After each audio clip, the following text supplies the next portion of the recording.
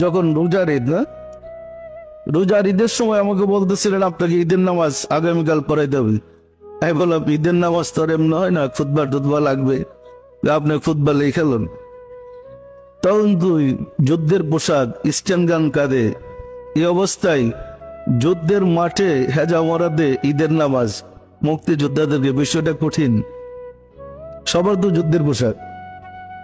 মোটামুটি যথেষ্ট লোক হয়েছিল, অনেক অফিসার ছিলেন, ওই general Ibrahim, general Matin, general Khalequzzaman, Helal Murshed, আরো MS ভুইয়া, তারপরে শফিউল্লাহ সাহেব, নুরুজ্জামান সাহেব, আরো অনেকজন যারা পরবর্তীতে অনেকই জেনারেল হয়েছে, ওনারা ছিলেন।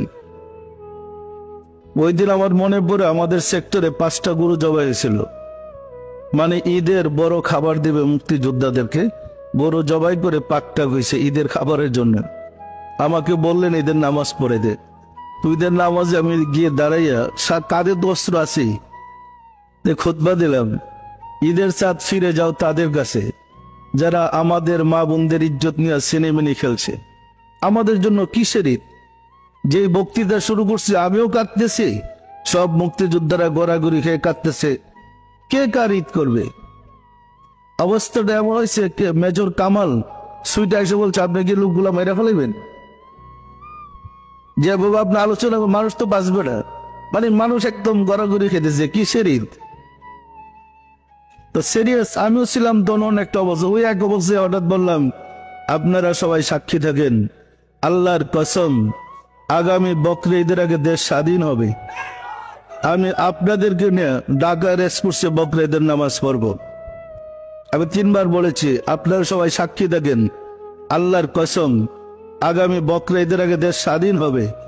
আমি ঢাকা রেসকোর্সে আপনাদেরকে নিয়ে বকরি ঈদের নামাজ পড়ব। বলার পরে তো আমরা নামাজ শেষ করলাম, 72 জন সম্ভবত নামাজই পড়তে পারে নাই।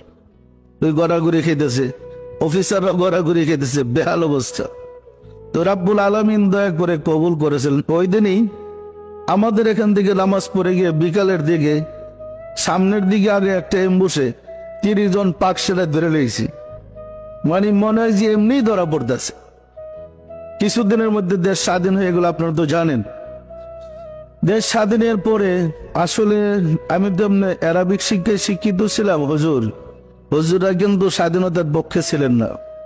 সব মসজিদের দোয়া হয়েছে দেশ যেন স্বাধীন না হয়, পূর্ব পাকিস্তান থাকে। কিন্তু রাব্বুল আলামিনের দোয়া এটা বাংলাদেশই হয়েছে। কি বলেন?